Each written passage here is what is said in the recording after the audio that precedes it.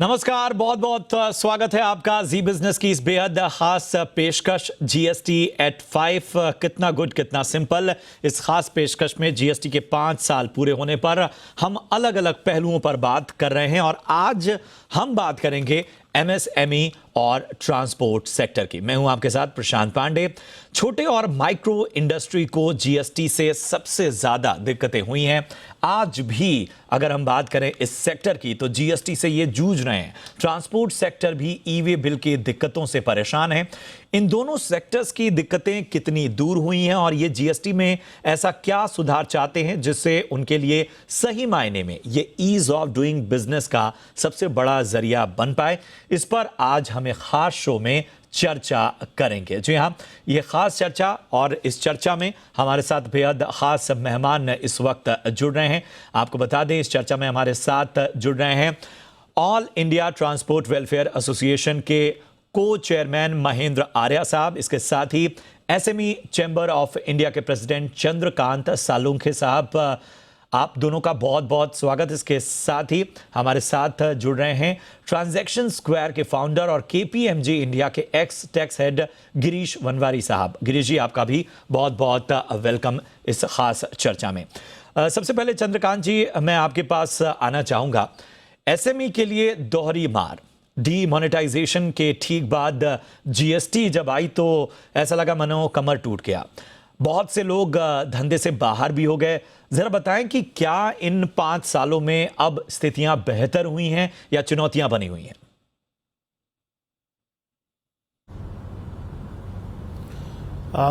पहले तो मैं जीएसटी के 5 साल पूरे होने पर सभी हमारे व्यापारी, उद्योजक और स्पेशली गवर्नमेंट का मैं धन्यवाद करूंगा और शुभकामनाएं दूंगा, क्योंकि जीएसटी पहले जब था, जीएसटी पहले नहीं था, सर्विस टैक्स वगैरह, उस वक्त एसएमई सेक्टर की और बिजनेस की क्रेडिबिलिटी हमारे बैंकर के सामने, हमारे स्टेक होल्डर के सामने बड़ी कम थी, तो इतना विश्वास नहीं था। लेकिन ये 5 सालों में इंडस्ट्री, स्पेशली एसएमई सेक्टर में जो क्रेडिबिलिटी एंड क्रेडिट वर्दीनेस जो बढ़ा हुआ है, ये बड़ा फायदे का और ये बड़ा अच्छा शकुन माना जाता है, क्योंकि बैंकिंग सेक्टर हो, इन्वेस्टर सेक्टर हो या कोई भी स्टेक होल्डर के साथ हमें जब जुड़ना चाहता था, तब ये एसएमई सेक्टर की टर्नओवर की बात हो तो बोगस है, टर्नओवर है आपका कम दिखता है, टर्नओवर आपने सही नहीं दिया होगा, स्टॉक स्टेटमेंट आपने सही नहीं दिया, ये बड़े बड़े नेगेटिव पॉइंट एसएमई सेक्टर की तरफ बोले जाते थे।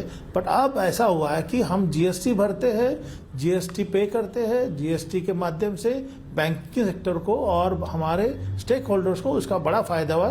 तो मैं तो खुश हूँ, मेरे मेंबर्स भी खुश है, बट थोड़े थोड़े कुछ इश्यूज है, जब ग्लिच आती है, कभी कुछ इश्यू होता है, तो मैं आपसे उसके ऊपर हम लोग दोबारा बात करेंगे। बिल्कुल चंद्रकांत जी, एक और चीज, जैसा मैंने अपने सवाल के में इस चीज को जोड़ा कि जो डैमेज हुआ शुरुआती तौर पर, उसमें कई ऐसे लोग थे जो एक तरह से मार्केट से बाहर ही हो गए, लेकिन ईज ऑफ डूइंग बिजनेस का बार बार जिक्र किया जाता है कि ये एक ऐसा जरिया, आपने भी उसकी बात की। लेकिन जो लोग बाहर हुए या जिनको डैमेज हुआ, क्या उनकी दोबारा एंट्री हो पाई? आप लोगों से इंटरेक्ट करते होंगे, क्या उनकी परेशानियां दूर हुई?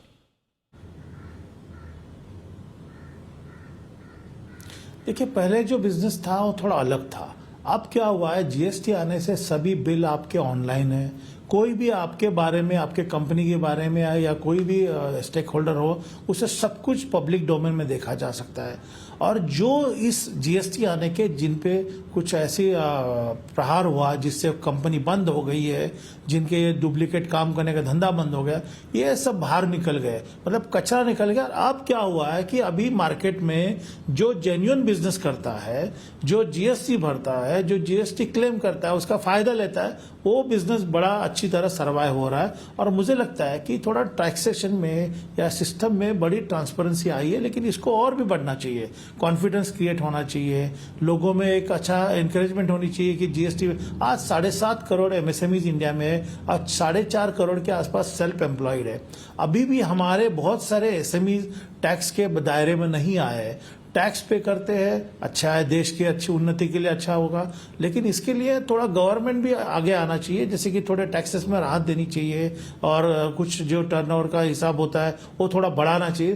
तो उस माध्यम से, क्योंकि आज 50 लाख का ये बहुत कम लिमिट है, लिमिट बढ़ना जरूरी है। तो मेरी सरकार से दरखास्त है कि 5 साल पूरे होते हैं तो कुछ ऐसा 47 मीटिंग में उन्होंने कुछ किए, लेकिन प्राइम मिनिस्टर साहब से हम कुछ ऐसा एक्सपेक्ट करते हैं कि जो एसएमई सेक्टर के लिए, रादर कल प्राइम मिनिस्टर साहब एड्रेस कर ही रहे एसएमई सेक्टर के इवेंट के लिए, मैं देखना चाहता हूं कि क्या इसमें कुछ आउटकम आता है या 5 साल पूरे होने के बाद कुछ आता है, देखना चाहेंगे हम। बिल्कुल बिल्कुल, उम्मीद यही है, सरकार वॉचफुल रही है और इस चर्चा का मकसद भी यही है कि जो भी इस वक्त चैलेंजेस हैं उनको कहीं ना कहीं हम बाहर लाएं और उन पर सरकार का ध्यान खींचें। महेंद्र जी, मैं आपके पास आना चाहूँगा।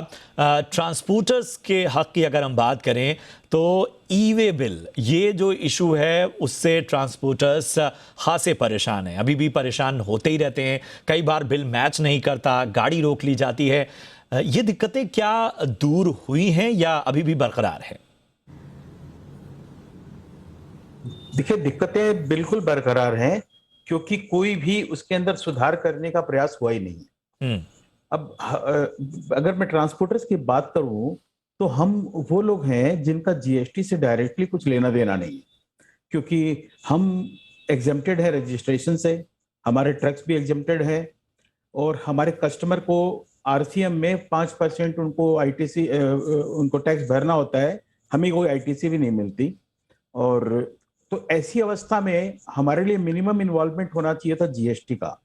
दुर्भाग्यपूर्ण बात यह है कि हमारा इन्वॉल्वमेंट सबसे ज्यादा है इस जीएसटी के झंझट के अंदर में। एक सेलर माल बेच रहा है, बायर माल खरीद रहा है, उन दोनों के बीच में एक ऑनलाइन कॉन्ट्रैक्ट हो जाता है जिसमें कि क्या रेट है, क्या क्वांटिटी है और कितना जीएसटी है और सरकार को मिलने वाला है या किस स्टेट की सरकार को मिलने वाला है, ये सारी चीजें पहले से तय रहती है। ट्रांसपोर्टर का रोल इतना ही होता है कि माल को एक स्टेट से या एक शहर से दूसरी जगह पहुंचा देना। अब इस पहुंचाने के जो कार्यक्रम को इतना कॉम्प्लेक्स बना दिया गया हमारे लिए कि हमको सीधे सीधे उस दायरे में ले लिया गया बिना रजिस्ट्रेशन के भी ई वे बिल के माध्यम से। ई वे बिल यानी कि एक टूल बनाया गया कि जो माल का मूवमेंट हो रहा है उसको मॉनिटर करने का। हमें कोई आपत्ति नहीं है, क्यों हमारा काम यही है माल को लेके जाना, तो उसे आप मॉनिटर करिए। लेकिन उसकी जटिलता सरकार ने बढ़ा दी। पहले शुरू में तो ये टाइम लिमिट बनाई गई थी कि एक दिन में 100 किलोमीटर एक गाड़ी चलेगी, इस आधार पर हम आपको टाइम देंगे, यानी हम क्या परफॉर्म करेंगे उसका टाइम सरकार तय करती है। हमारी एफिशिएंसी, हमारी कैपेबिलिटी, हमारी कैपेसिटी, या यूं कहिए कि जो ड्राइवर गाड़ी चला रहा है उसकी एफिशिएंसी को सरकार कंट्रोल करेगी। और इसको ज्यादा कॉम्प्लिकेट कर दिया गया जब ये 22/12/2020 को एक नोटिफिकेशन लाया गया 94, उसके अंदर में 100 को उठा के 200 किलोमीटर कर दिया गया। यानी कि सरकार ने ये डिसाइड कर लिया कि एक गाड़ी को 200 किलोमीटर रोज चलना ही होगा। तो ये 200 किलोमीटर चलना अपने आप में कोई बड़ी मुश्किल चीज नहीं होती है, लेकिन इसके अलावा जो टाइम कंज्यूमिंग और जो फैक्टर्स हैं उस पर सरकार ने कहीं कोई ध्यान ही नहीं दिया। सरकार की घड़ी शुरू हो जाती है जब गाड़ी का चलना शुरू हो जाता है और उसके बाद 2 दिन या 1 दिन जो भी समय है उसके अंदर उस गाड़ी को पहुंचना होता है। अगर नहीं पहुंची तो आपका ई वे बिल फेल हो गया। ई वे बिल फेल होने की अवस्था में एक अपराध जैसी सिचुएशन हमारे लिए खड़ी हो जाती है। अगर कोई चीज आप टाइमली कंप्लाई नहीं कर पाते हैं तो नॉर्मली हर सिस्टम के अंदर एक प्रावधान होता है कि भाई उसको रेक्टिफाई करके आप ठीक आगे बढ़िए। जी जी, हमारे इस ई वे बिल में कोई रेक्टिफिकेशन का स्कोप नहीं है। सीधे सीधे ऑफिसर चाहे तो अंडर सेक्शन 129 हमारे ऊपर 200% ऑफ द टैक्स की पेनल्टी इंपोज कर सकता है, जो कि जिससे हमारा कोई लेना न देना। बिल्कुल बिल्कुल बिल्कुल, अहम बात आपने की। और आप जब ये बात कह रहे थे तो उसमें आईटीसी का भी आपने जिक्र किया। आंकड़े कहते हैं कि 80% ट्रांसपोर्टर इनपुट टैक्स क्रेडिट नहीं ले पाते। बड़ा नंबर है ये, और आपने जिक्र भी किया कि इसका तो कोई समाधान है या नहीं, दिक्कत कहाँ है? देखिए, आईटीसी क्यों नहीं मिलती, पहले बेसिक रीजन में आप जाइए। आज कोई मैन्युफैक्चरर है, उसके पास जो प्रोडक्ट बनाता है उसका रॉ मटेरियल आता है, उस पर उसको जीएसटी लगती है, उसकी टैक्स क्रेडिट मिलती है। और जो डिफरेंट सर्विसेज और अदर प्रोडक्ट्स यूज करता है उस सब की उसको इनपुट क्रेडिट मिलती है। हमारा इनपुट क्या है? एक ट्रांसपोर्टर का इनपुट है डीजल। डीजल हमारी कॉस्ट का 60% से ज्यादा हिस्सा है। उस पर जो जीएसटी या टैक्स लग रहा है उसकी हमें क्रेडिट नहीं मिलती। यानी आपने 60-65% पे हमको पहले ही डिनाई कर दिया। बचे हुए में टोल है, ड्राइवर की कॉस्ट है, इन पे टैक्स जीएसटी है नहीं, तो बचा कहाँ? तो सरकार ये कोई मेहरबानी करके हमको एग्जम्पशन नहीं दे रही है, क्योंकि इसमें है ही नहीं कुछ देने के लिए, इसलिए उन्होंने हमको एग्जम्पशन इसमें दिया है और इस वजह से हमको ये इनपुट टैक्स क्रेडिट मिलनी मुश्किल है। गड़बड़ कहाँ कर दी? शुरुआत जब हुई थी तो हमारा मूवमेंट सर्विस टैक्स से निकल के जीएसटी में था। सर्विस टैक्स के अंदर भी हमारा यही स्टेटस था कि हम एग्जेम्प्टेड थे और हमारा कस्टमर जो था उसको सर्विस टैक्स भरना होता था। और जीएसटी में जब आए तो भी यही स्टेटस था कि हम एग्जेम्प्टेड थे, 5% आरसीएम में हमारे कस्टमर को भरना है। लेकिन कुछ ही महीनों के अंदर में सरकार ने एक ड्यूअल पॉलिसी इंट्रोड्यूस कर दी कि आप चाहें तो 5% वाले आरसीएम विदाउट आईटीसी में आ जाइए या 12% फॉरवर्ड चार्ज मैकेनिज्म में चले जाइए, जहां आप क्रेडिट लीजिए और सामने वाली पार्टी से 12% लीजिए।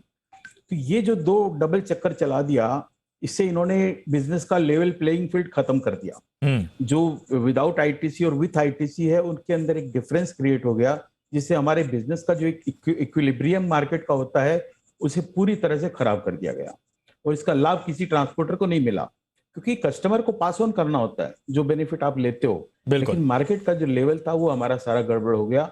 आज भी 80 से भी ज्यादा % लोग जो है वो आरसीएम में है बिना आईटीसी के और अनरजिस्टर्ड। बिल्कुल बिल्कुल। तो ट्रांसपोर्ट सेक्टर में समस्याएं जीएसटी को लेकर बहुत ज़्यादा हैं और लगातार इस पर चर्चा हो रही है, लेकिन जैसा साफ तौर पर निकल कर आ रहा है कि बहुत ज़्यादा जो सुधार चाहिए वो नज़र नहीं आ रहा। गिरीश जी, मैं आपके पास आना चाहूँगा। आपने ये सब समस्याएं सुनी हैं और मेरे ख्याल से आप के पास जब लोग टैक्स फाइलिंग के लिए आते हैं, ख़ासतौर पर छोटे कारोबारी की अगर हम बात करें, तो किस चीज़ से सबसे ज़्यादा परेशान वो नज़र आते हैं? क्या दिक्कत सबसे ज्यादा है जिसको रेज करना जरूरी है? तो जो भी अभी आते हैं उनको भी आदत हो रही है जीएसटी की। में लोग ने भी आदत डाल दिया है, भाई सब सिस्टम से होगा, सब सिस्टम से चलेगा, सब डिजिटल रहेगा। और ये जीएसटी नहीं है, पूरा डिजिटल इकोनॉमी ट्रांसफॉर्मेशन। फिर जीएसटी लगा दीजिए, फिर इंटीग्रेशन विद इनकम टैक्स लगा दीजिए, ये तीनों का सम्मेलन लोग अभी यूज्ड टू हो रहे हैं। और जैसे जैसे लोग यूज्ड टू हो रहे हैं उनको अभी समझ में आ रहा है कंप्लायंसेस। तो जो अवेयरनेस है कंप्लायंसेस की, डेडलाइंस की, बहुत लोग को तो अवेयरनेस भी नहीं थी, अभी अवेयरनेस लोग को आ गई है और वो अभी कंप्लायंस में लग रहे हैं। सबसे ज्यादा परेशानी क्रेडिट मैकेनिज्म पे होती है। जैसे अभी ट्रांसपोर्टर के बारे में बात की, रियल एस्टेट में ले लीजिए, ये credit mechanism, loss of credit, loss of input output matching, यहाँ सबसे ज्यादा लोग का लॉस हो रहा है। और वो सेक्टर वाइज सेक्टर चलता है, ऐसा नहीं है भाई कहाँ फायदा होता है कहाँ नुकसान होता है, depends upon sector to sector. कहाँ SEZ हॉलीडेज है, कहाँ एग्जेम्पशंस है, कहाँ एक्सपोर्ट्स है। तो smoothening of the credit process is something which is सबके लिए of the top of the agenda. फिर ये non integration of oil and diesel along with the GST system जो VAT में आ रहा है आजकल, this is also very big issue which is जो लोगों को तकलीफ दे रहा है। तो credit mechanism, missing of deadlines, फिर पेपर वर्क बराबर नहीं करना, ये सब अड़चने काफी क्लाइंटों के पास हो रही है। और सिग्निफिकेंट इंप्रूवमेंट है, मैं बोल रहा हूँ। जो पहले 1-2 साल में कियोस्क था, अभी काफी इंप्रूवमेंट हो रहा है। लोग इसके बारे में धीरे धीरे यूज टू हो रहे हैं और मुझे लगता है अभी तो बहुत आगे चेंजेस है डिजिटल के साथ। अभी आप देखिए डिजिटल पेमेंट्स, डिजिटल इकोनॉमी बहुत ही तेज जाएगा। बिल्कुल बिल्कुल। और ये तीसरा दिन है हमारी चर्चा का और इसमें ये बात तो सभी ने कबूल की है कि जिस तरीके से शुरुआत हुई थी और जो सुधार होने चाहिए थे वो बहुत तेजी से हुए हैं और इन सब को लेकर लगातार किसी भी अगर हम नियम और कानून की बात करें तो उसमें इवॉल्व होने की पूरी गुंजाइश होती है और इसीलिए वो कानून बेहतरी की ओर बढ़ता है। इसी पर लगातार चर्चा हो रही है। यहाँ रुकेंगे एक छोटे से ब्रेक के लिए। ब्रेक के उस पार जानेंगे कि आखिर पिन पॉइंट क्या है, कहाँ पर दिक्कतें ज़्यादा हैं, जो चुनौतियाँ हैं वो इन दोनों सेक्टर्स में सबसे ज़्यादा कहाँ है, उनका समाधान कैसे निकलेगा, इस पर बात करेंगे। आप बने रहिए हमारे साथ।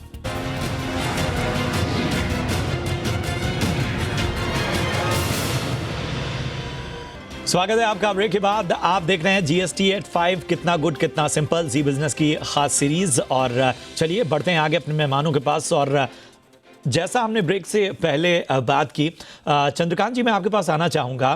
पिन पॉइंट क्या है, क्या वो अहम बातें हैं जिनमें सुधार सबसे ज़रूरी है? अगर हम 5 साल के सफ़र की बात करें तो हमें अगले 5 सालों का लक्ष्य भी देखना होगा।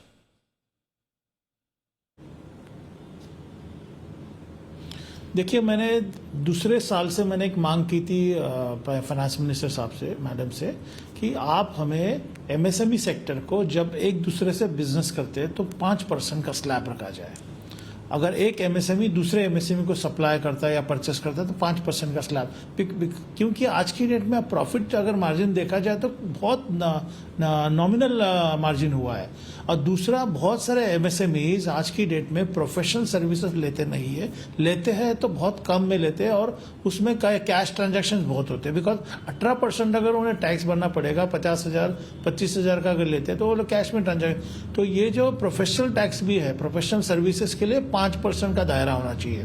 तीसरा, किसी का अगर एमएसएमई को स्पेशल और रिलीफ देनी चाहिए, 2-3 महीने, अगर समझो 2 महीने 3 महीने तक डिले होता है तो उसके लिए पेनल्टी नहीं लगनी चाहिए। सबसे महत्वपूर्ण ये बात है कि देखिए, बड़े बड़े कॉर्पोरेट्स क्या कहते हैं, अगर मैं कोई कॉर्पोरेट को माल सप्लाई करता हूं, वो पेमेंट देने के पहले कहते हैं कि आप टैक्स भरो, जीएसटी भर लो, उसके बाद हमें नोट भेजो आपने पेमेंट किया, उसके बाद हम पेमेंट रिलीज करेंगे। इसका मतलब ऐसा है कि कॉर्पोरेट हमारे कैपिटल के ऊपर जिंदा है और कॉर्पोरेट के ऊपर बिजनेस कर रही है। तो ये थोड़ा रिस्ट्रिक्शन आना जरूरी, या तो कॉर्पोरेट हमारी तरफ से वो टैक्स भरे और वो रिसिप्ट दे दे और हमारा जो रिसीवेबल वो दिया जाए। ये पॉइंट है। तीसरा बहुत महत्वपूर्ण ये है कि गवर्नमेंट अभी भी अवेयरनेस क्रिएट करने में कम पड़ रही है। जो दायरे आते हैं, जैसे ग्लिंच आती है, कभी कभी रूरल एरिया के एंटरप्रेन्योर्स है, हमारी एसोसिएशन चेंबर कर रही है, बट जिस तरह से बेनिफिट है, फायदे है, जैसे अभी हमारे ट्रांसपोर्ट के जो एसोसिएशन के हेड ने बताया, आज की डेट में अगर आप डिजिटल इंडिया की बात कहते हो, अगर आपके मोबाइल में इनवॉइस आया है, इंफॉर्मेशन आई है, तो जो इंस्पेक्टर या कोई भी अगर समझो गाड़ी रोक के चेक करना का चाहता है या कुछ इश्यू आता है, ऑनलाइन जाके वो चेक करे। ई वे बिल के लिए हमारे ट्रांसपोर्टर्स और जो ड्राइवर्स है, जो ट्रांसपोर्ट का सुविधा देते, उनको हरासमेंट क्यों किया जाए? तो उससे क्या हो रहा है, हमारा सप्लाई चेन में दिक्कत आती है, माल हमारा टाइम पर नहीं पहुंचता है, और सही मायने में देखा जाए तो समटाइम जो ट्रांसपोर्टर कहता है कि आपका हमें काम नहीं चाहिए, हमें बहुत दिक्कत आती है। तो ये भी इश्यू बहुत आ रहा है आजकल। हर नाके पे कई जगह पर ट्रांसपोर्ट रोक के देखा जाता है कि आपने टैक्स भरा है कि नहीं है, किसका माल ले जा रहे हो। ठीक है, माल की इंक्वायरी हो, ट्रांसपोर्ट से क्या जा रहा है देखा जाए, ठीक है, लेकिन जो हरासमेंट जो होता है वो होना नहीं चाहिए। और तीसरी महत्वपूर्ण बात है कि अभी इसके बाद टैक्स बढ़ाना, टैक्स का जो लिमिट है वो बढ़ाना कम करे सरकार। आज 1.5 लाख करोड़ तक हम लोग रेवेन्यू जनरेट करके दे रहे हैं, और एमएसएमई सेक्टर आज 72% MSMEs in India, they are struggling to achieve the target growth.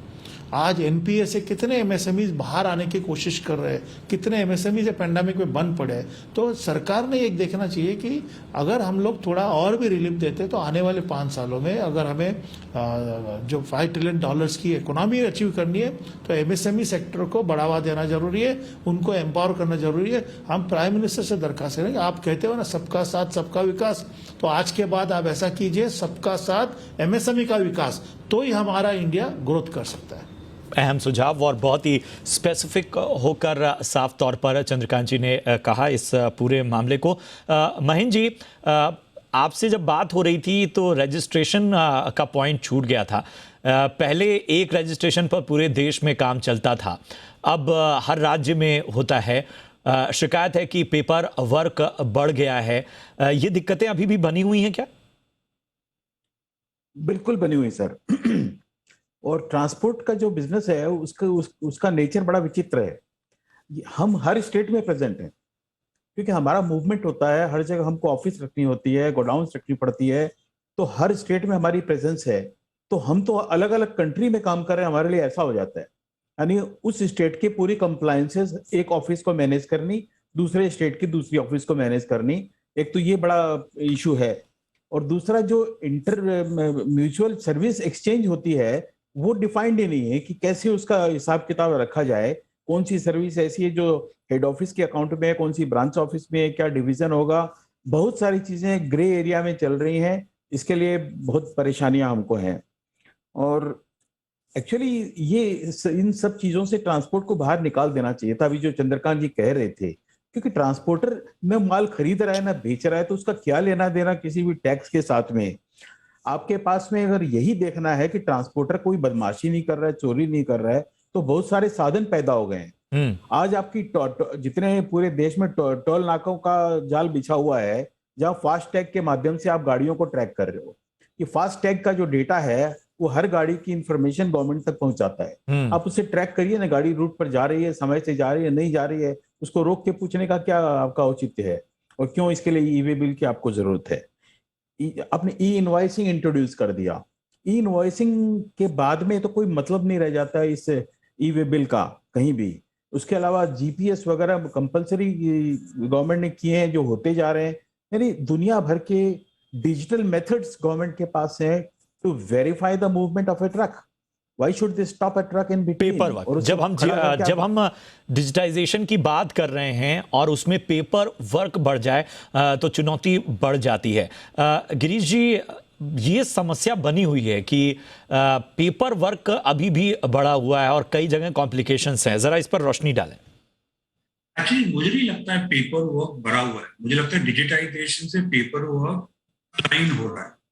अभी लैक ऑफ नॉलेज है, लैक ऑफ अलाइनमेंट है, लोग बराबर अलाइन नहीं हो पा रहे हैं, जो कंसल्टेंट्स लैकिंग है, वो प्रॉब्लम है। तो अभी जब तक सिस्टम अलाइन नहीं होगा, ये थोड़ी टीडिंग प्रॉब्लम्स तो रहेंगे ही रहेंगे।